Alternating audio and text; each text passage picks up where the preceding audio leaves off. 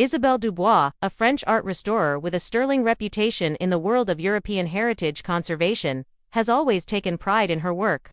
She grew up in a Parisian aristocratic family where European art and history were revered as priceless treasures, while American culture was often dismissed as superficial, mass-produced, and lacking in depth. At every family dinner, subtle but sarcastic comments were made about Americans' lack of sophistication, their soulless shopping malls and foods full of sugar and fat.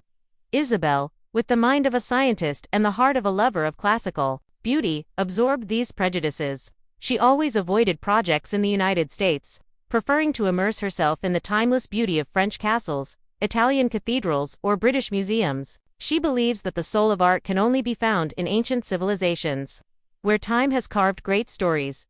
Everything changed suddenly, one dreary winter morning. She was sipping a cup of strong black coffee in her Paris office, surrounded by ancient architectural drawings and the familiar smell of varnish, when an email arrived from her boss. The new assignment, a major restoration project in Boston, USA. A historic building that combined European Renaissance and American neoclassical elements, needed to be revived. Isabelle felt a wave of frustration and anger. Boston, the city of Irish bars and loud football matches. She pictured a place devoid of culture, noisy, and filled with hurried, materialistic Americans.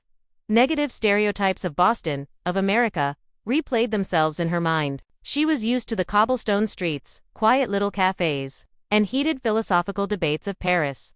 The thought of leaving it all behind for a strange place, where she believed there was nothing to explore but the ordinary, made her mouth twitch with disdain. Her colleague, Antoine, an older man with a silver beard and a gentle smile, saw Isabelle's frown. "Oh, dear Isabelle, you look like you've just received bad news," he said, placing his hand on her shoulder. Boston is a wonderful opportunity, a treasure trove of history, a cultural melting pot. Everyone wants to be there. But Antoine's words only made Isabelle more frustrated. She still believed this was an unnecessary sacrifice. A pointless trip from the city of lights to a place she thought was filled with flashing neon lights. America, she whispered, is a place of fleeting dreams, not of eternal values. The flight from Paris to Boston lasted more than 12 hours. Isabelle sat by the window, looking out at the blue sky, her mind still heavy.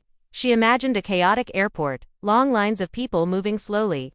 But when the plane landed at Logan International Airport, she was surprised. Instead of the chaos she expected, everything went smoothly, incredibly efficient and organized.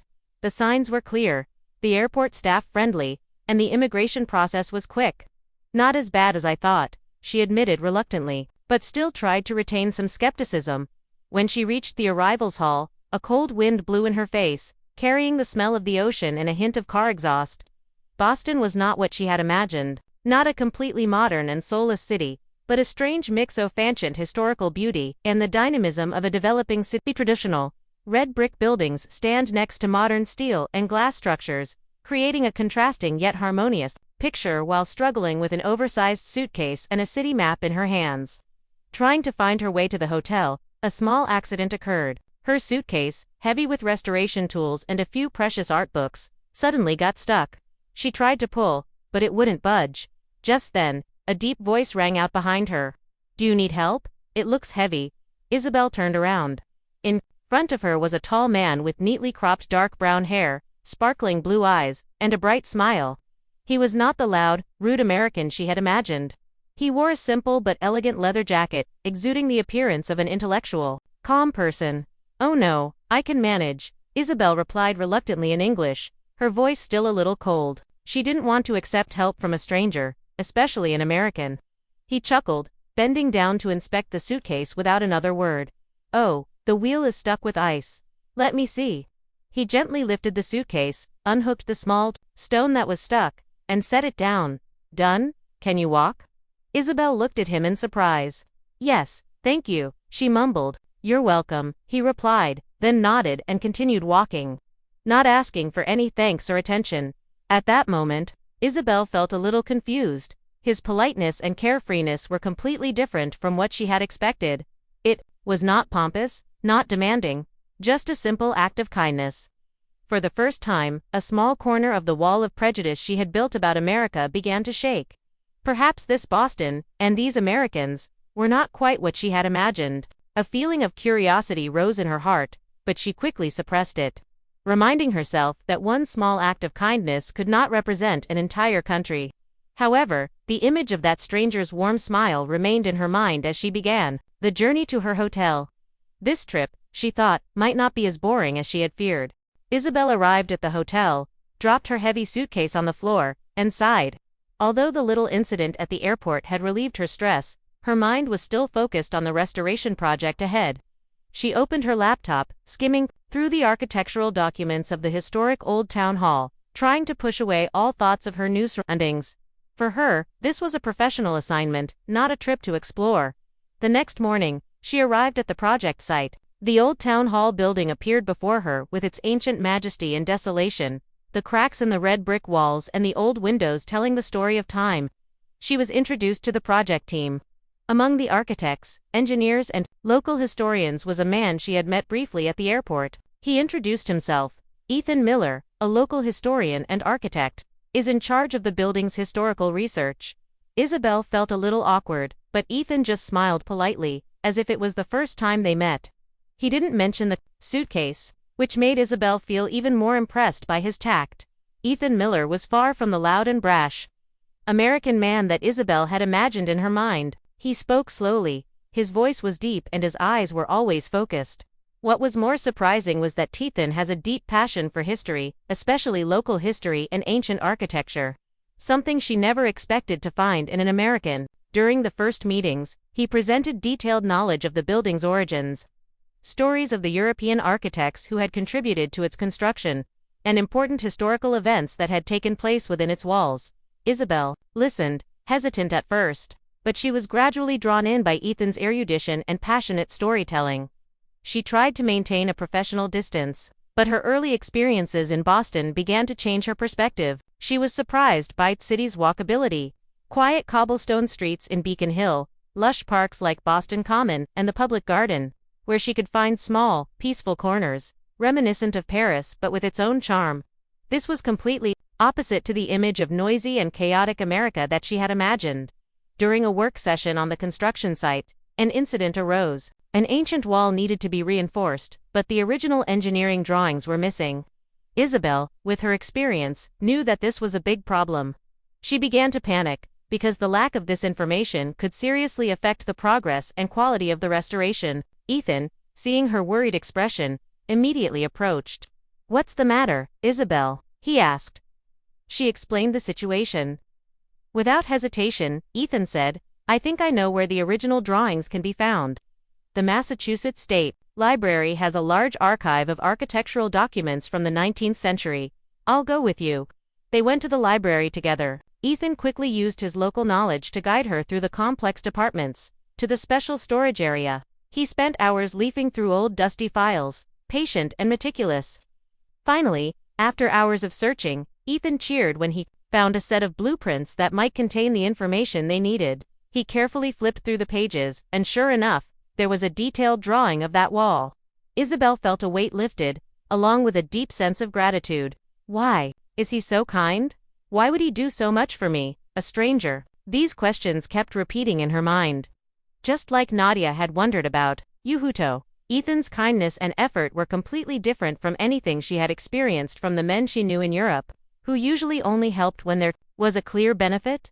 That evening, the project team hosted an intimate dinner to welcome Isabel and celebrate the discovery of the blueprint. The dinner was at a cozy local restaurant serving traditional New England fare. Isabel looked at the menu, skeptical. Clam chowder, baked beans, lobster rolls. Dishes she had never tried before and had automatically labeled simple and unrefined.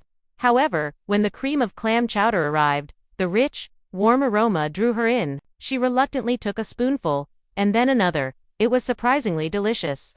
A rich, savory, and incredibly pleasant flavor. The lobster roll was surprisingly fresh, and the baked beans had a sweet and salty balance that was completely different from the mundane she'd expected. She found herself enjoying the meal, something she rarely did with foreign food. Ethan sat next to her, subtly noticing Isabel's initial hesitation with the bean stew. "It has a distinct sweetness to it, Isabel," he said softly. "If you're not used to it, you might try the baked cod, it's lighter." He was always attentive to the little things.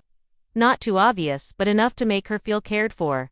His thoughtfulness, not only in work, but also in the smallest details of life, began to touch her heart. After dinner, Ethan suggested Isabel take a walk. There's a little park not far from here. Not many people know about it, but it has a beautiful view of the Charles River at night, he said.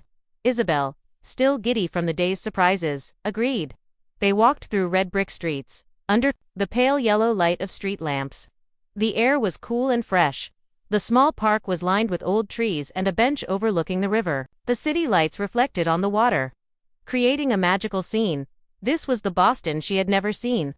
In old Boston, romantic and full of depth, her culture shock deepened. She began to realize that behind the modern and pragmatic appearance she had always thought of America, there was an underlying beauty, a strong sense of community, and warm people. And Ethan, with his sophistication, courtesy, and fierce passion, was becoming a living symbol of her changing perspective on this land of the stars and stripes. The old town hall restoration project progressed more quickly and smoothly than Isabel expected. She was initially concerned about the disorganization and individualism of Americans. But the team worked with efficient, collaborative, and surprisingly professional. Everyone did their part well, and team meetings ran smoothly, always finding solutions to problems. Their dedication and team spirit dispelled Isabel's preconceived notions of a work environment that focused on individual competition. Throughout the process, Ethan Miller was a valuable colleague and partner. As a historian and architect, he not only provided essential historical information but also provided insights into the American cultural context of the building, which Isabel, a European architecture major, could easily miss. He explained the carvings and decorative motifs that symbolized the founding of the nation, helping Isabel better understand the story that each wall and each window of the building wanted to tell. He is like a spiritual guide, not only in work, but also in exploring the city. Ethan often invited Isabel for after-work walks. Not to the popular tourist areas, but to the cobblestone alleys, the little-known old neighborhoods, and the hidden libraries filled with ancient books. He showed her the history of Boston, from the American Revolution to the rise of industry, proving that America had no history, just a different way of telling it. One day, a serious challenge suddenly arose on the project. During the restoration of the roof, a section of the old wooden structure was found to be severely rotten and needed to be completely replaced. The problem was that the wood belonged to a rare species of tree, with very few remaining in the area. Finding a suitable replacement material that was both historic and technically sound was a real headache. Isabel felt extremely stressed. This was a complex problem that required coordination between many parties, and she was not sure if the team could find a solution in time. Ethan was undaunted. He was the first to step forward, calmly offering practical solutions. He contacted tree conservators, timber experts, and even tree farms in neighboring states to source materials. He spent his days making phone calls, arranging meetings, and personally inspecting wood samples. Ethan demonstrated a sense of responsibility and excellent problem-solving skills that impressed Isabel. She was used to the bureaucracy and slow pace of projects in Europe, but Ethan showed her a completely different way of doing things. What surprised Isabel even more was that Tay's strong community spirit was mobilized to help the project. Members of the local historical society, enthusiastic volunteers, and even some of the local residents came to help. They shared information, helped find resources, and sometimes simply brought coffee and pastries to cheer the team up. Isabel watched the scene, feeling a warmth spread through her. It was a spirit of solidarity she had never seen anywhere else. Through these experiences, Isabel's admiration for Ethan and the American way of working deepened. She realized that behind the pragmatic exterior she had always considered, there was a dedication, adaptability, and a strong sense of community. One evening, after the temporary wooden structure problem was solved, Ethan invited Isabel to dinner at a small, cozy restaurant. It was not a business meeting, but a more private conversation. They talked about life, about dreams and worries. Isabel opened up more about the burden of her family, the expectations her parents placed on her, and her desire to explore the world outside the familiar walls of Paris. "Sometimes, I feel like I'm living a pre-written script," she said, her voice low. "I love art and history, but I also wanted to find my own path, outside of traditional frameworks." Ethan listened intently, his eyes full of understanding. He shared his passion for local history, how he spent his youth learning about little-known stories of Boston, and his dream of building a community center to preserve cultural heritage. For me, history is not just what has passed, but the foundation for building the future, and community is where those stories continue, he said. He didn't judge, didn't force, just listened and shared. This conversation was a turning point for Isabel. Her initial skepticism was completely gone, replaced by genuine interest, even a little trepidation. She began to wonder about her future in France. Was she truly happy to return to her old life, or was she looking for something new? A seed of change had been planted in her soul. She realized that Ethan, with his warmth, intelligence, and passion, was becoming an important part of her journey of self-discovery. When dinner was over, Ethan looked at her, his eyes sparkling. "There's a classical concert at Symphony Hall this weekend," he said. "You'd love it. Would you like to go with me?" It wasn't a social invitation, but an invitation to a date, even if it wasn't spoken. Isabel felt her heart beat faster. "Yes, I would be happy to," she smiled, a genuine, unguarded smile. For the first time, she felt excited about something that had nothing to do with her job in Boston. On a quiet Saturday evening in Boston, Isabel sat in her small apartment, looking out at the red brick roofs under the pale yellow streetlights, when her phone rang. It was a video call from her mother in Paris. Isabel knew from the worried looks on her mother's and her sister Camille's faces that this conversation would not be easy. "Isabel, honey, are you okay? What have you been doing in America for so long?" her mother began, her voice filled with concern. "Your restoration project shouldn't have taken that long. Are you well? Are you eating well? American food must be hard to get used to, right?" Camille continued. "And do you miss Paris? Is the weather too harsh there? Are those Americans too noisy?" The questions seemed harmless, but they contained the family's doubts and worries about her being lost in a strange land. Isabel felt a little uncomfortable. She was surprised to find herself defending America and its experiences, something she never thought she would do. "Mom, Camille, I'm fine. The project is fun and I'm learning a lot. The food here is great. I've discovered some really special things, and no, I don't find it noisy or harsh at all. Boston is a beautiful, peaceful city." She heard herself, full of enthusiasm, talking about things she had despised a few months ago. Both her mother and sister seemed surprised by the change in her. That evening, Ethan took Isabel to a classical concert. Symphony Hall, with its magnificent architecture and excellent acoustics, completely captivated Isabel. She realized that American culture was not only about what she had always thought, but also about true artistic values. After the concert, they walked around the historic Back Bay. The autumn air was cool, the rows of red maple trees under the streetlights created a romantic scene. Their conversation was natural and profound. Ethan, as usual, showed a genuine interest in Isabel's life. He asked about her art restoration work in France, about the paintings and sculptures she loved. He listened attentively as she told him about her trips to European museums, about her discoveries in the art world. He not only listened, but also asked intelligent questions, showing curiosity and respect for her passion. This made Isabel feel understood and appreciated in a way she had never experienced with anyone else. Ethan did not seem annoyed or jealous when she talked about her life in France, but on the contrary, he encouraged her to share, helping her see herself more clearly. On the way, they stopped at a small souvenir shop. Ethan saw Isabel admiring a silver necklace with an intricately carved image of the lily, the symbol of France. He gently bought it and gave it to her. "A small gift, to remind you that the beauty of France is always present, wherever you are," he said, his smile as warm as the morning sun. This small gesture, a gift that wasn't too expensive but filled with meaning and delicacy, touched Isabel's heart deeply, recalling Yuto's thoughtfulness towards Nadia in your sources. It wasn't ostentatious, but genuine, understanding care. That weekend, Ethan invited Isabel to a local street festival.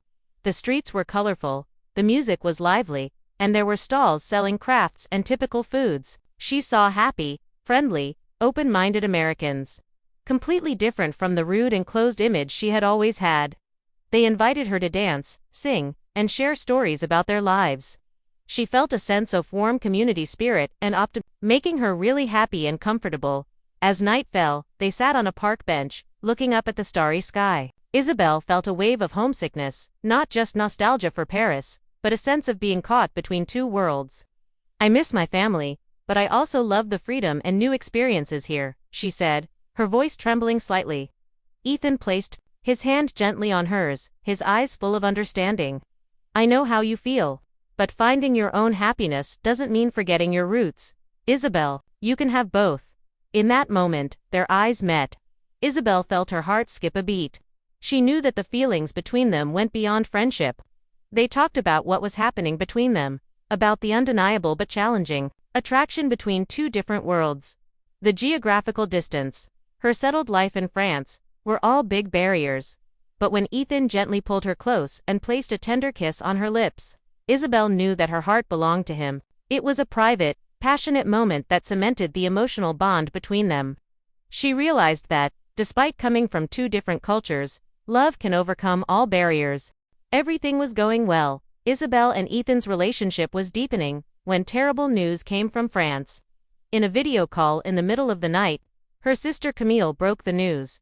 Her mother had suffered a stroke, which was not life-threatening, but required emergency surgery and would take a long time to recover.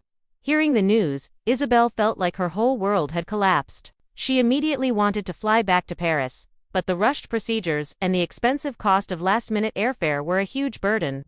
She felt alone and completely stunned, like Katerina, when her mother got sick, or Nadia when she lost her implant in Russia and had no one by her side. At first, Isabel tried to handle everything herself. She called airlines, searched for flights, calculated costs, and tried to arrange everything without bothering Ethan. She was a strong, independent woman who had always taken matters into her own hands. But the more she tried, the more things became impossible. A feeling of helplessness and fear overwhelmed her. Ethan, sensing Isabel's unease and tension, didn't need her to say it. He gently approached her, placing his hand on her shoulder. Isabel, what's wrong? You look very worried. When she told him about her mother's situation, he didn't hesitate. Don't worry alone. We'll figure it out together. He immediately got to work. He helped her find more affordable flights, assisted her in contacting the French embassy in the United States to find out about medical assistance for citizens, and even offered to help cover some of her expenses if needed. He didn't just talk the talk, he walked the walk, showing unparalleled care and responsibility. He stayed by her side all night, comforting, encouraging, and constantly looking for ways to help. Ethan's unwavering care and responsibility during this difficult time strengthened Isabel's trust in him and her feelings for him. She recalled the accounts in the sources about Yuuto helping Nadia in an urgent situation, or Shohei supporting Katrina when she was full of anxiety. Ethan is not only a lover, but also a solid support, a true companion. Although her family in France expressed concern and comfort over the phone, they could hardly provide practical help from afar. That made Ethan's presence even more prominent. He was a solid wall, protecting her from panic and helplessness. Isabel realized that American men, or at least Ethan, possessed a sincerity, loyalty, practicality, and deep emotional intelligence that she had thought was lacking. The experience forced her to confront the depth of her feelings for Ethan and her potential future in America. She realized that the support system she found in Boston, Ethan, her coworkers, and the friendly locals provided her with a comfort she might not have had if she had been alone in Paris. She recalled Nadia's story. When she said that, in Russia, she would have had to figure things out on her own. Fortunately, Isabel's mother's surgery was successful and her health began to stabilize. The burden in Isabel's heart was relieved, but this event left a deep imprint on her relationship with Ethan. She felt she couldn't imagine a life without him. One evening, when things had settled down, they sat side by side on the sofa in Ethan's apartment. Isabel leaned her head on his shoulder, feeling the warmth and peace. Ethan, she said softly, thank you for everything. I don't know what I would do without you. He gently stroked her hair. You're never alone, Isabel. I'll always be here. In that moment, she realized that her happiness no longer lay in the ancient walls of Paris, but in the man who held her in his arms, and in the city of Boston that had become her refuge. She knew that it was time for her to make a decision. Isabel's restoration project at Boston's Old Town Hall is nearing completion. The time for her return to France is approaching, and it's causing her to be torn between two worlds, her familiar life, stable career, and traditional family in Paris, and her budding love, rich cultural experiences, and promising future in Boston. Feelings of restlessness, anxiety, and longing swirl around her, just as Alina had before she decided to leave Germany. Isabel shared her feelings with Ethan. He listened to her sincerely. His eyes filled with love and understanding. He expressed his feelings, wanting her to stay, but at the same time respected her right to make her own decisions. Isabel, I love you. I want you to stay here with me. But I also want you to be the happiest. No matter what path you choose, I will support you, Ethan said, his voice warm but firm. These words made Isabel love him even more, because he was not selfish or trying to tie her down. Meanwhile, her family in France kept calling, urging her to return. Her father, a veteran diplomat, suggested that a senior position on a European Union heritage preservation project was waiting for her. Isabel, you have done your duty in America. It is time for you to return to what is yours. Your career is very open here, he said, his voice full of authority. Her mother expressed concern. You have been there too long, Isabel. I am afraid you have forgotten your roots. Do those Americans really understand you? They remained skeptical of America and worried that she would lose her life to a strange country and a strange man, just as Elena's parents had reacted. One evening, Isabel decided to video call her family to have a candid talk. She tried to explain her feelings for Ethan and her positive experiences in America. She talked to Booth's kindness of the Boston people, the efficiency and community spirit at work, the unexpected charm of American history and culture, and especially her love for Ethan. Mom, Dad, I found a place where I feel like I belong. I found a man who makes me truly happy, she said, her voice trembling but determined. Ethan is a wonderful man. He is sincere, smart, and very responsible. He understands me better than anyone. Her parents, however, remained skeptical. Love can be blind, Isabel, her father replied, his voice filled with disappointment. You're throwing away your career and your future here in Europe. An American man, are you sure? Can you give up everything you have for something so uncertain? She heard the disappointment in their voices, but she knew she had to make her own decision. Isabel realized that her happiness was now tied to Ethan and the life she was building in Boston. She could not deny her feelings and the new values she had discovered. After many sleepless nights, she finally made a decision. She will stay in America. The decision meant giving up a prestigious job in Paris, facing family opposition, starting over in a foreign country, and facing immigration challenges. But she knew this was the path her heart was telling her to take. Ethan has been unwavering in his support throughout this complicated process. He has helped her learn about immigration procedures, about job opportunities that fit her expertise, and has always been there to listen and encourage her when she feels discouraged. He has been the embodiment of responsibility and loyalty, qualities she once thought were reserved for traditional European men. Isabel video called her sister and a few close friends in Paris to announce her decision. Some were surprised, even shocked, but most understood and supported her in pursuing her own happiness. Isabel, if that's what makes you happy, then do it, Camille said, her voice tearful but also full of love. Mom and I will always be here, waiting for you. Those words gave Isabel strength. She knew that, no matter where she went, her family would always be the place she could return to. The day before the project ended, Isabel and Ethan sat on a bridge over the Charles River, looking out at the lights of Boston. I've made my decision, she said, her voice firm. I'm staying here, with you.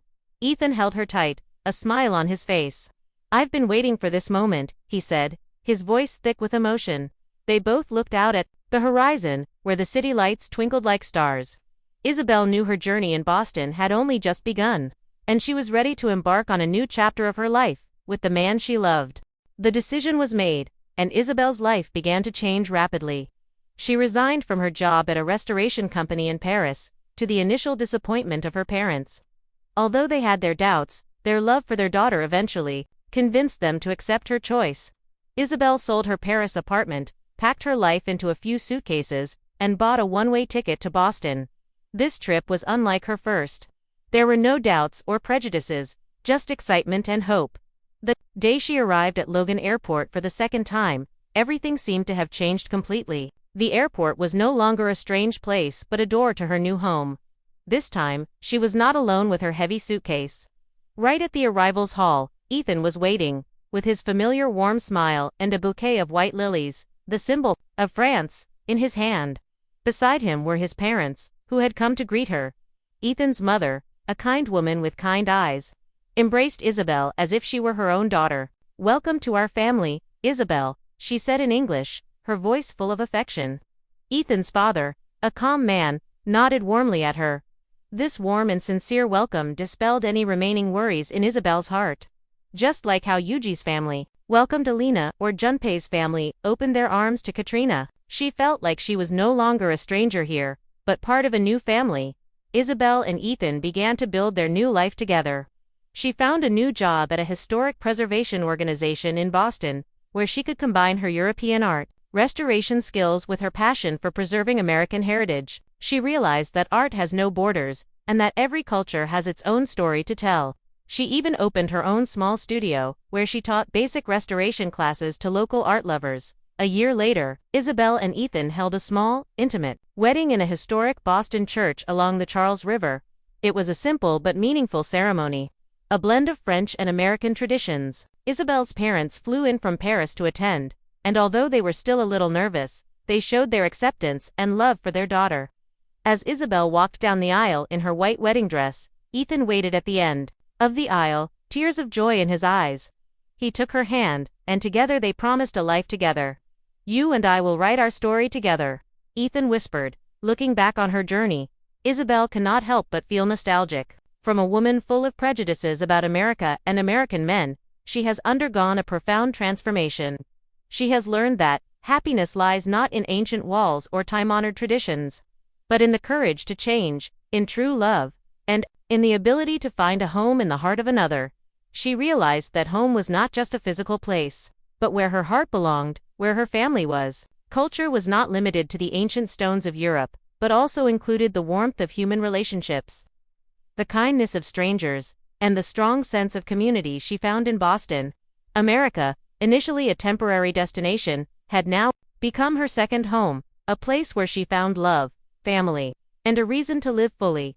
Every morning, when she and Ethan jogged along the Charles River together, the golden sunlight reflecting on the water, Isabel felt a deep sense of peace and happiness. She held Ethan's hand tightly and said, "Ethan, your first greeting at the airport years ago was the warmest greeting of my life." Ethan smiled, squeezing her hand. "Welcome home, Isabel. This is your home." Life sometimes takes us in the most unexpected directions. But if we dare to let go of our prejudices, dare to open our hearts to new things, and dare to follow the calling of our hearts, the most wonderful happiness may be waiting for us ahead. Isabel chose that courage, and now she lives a fuller and happier life than ever, where boundless love has turned a strange land into her eternal home.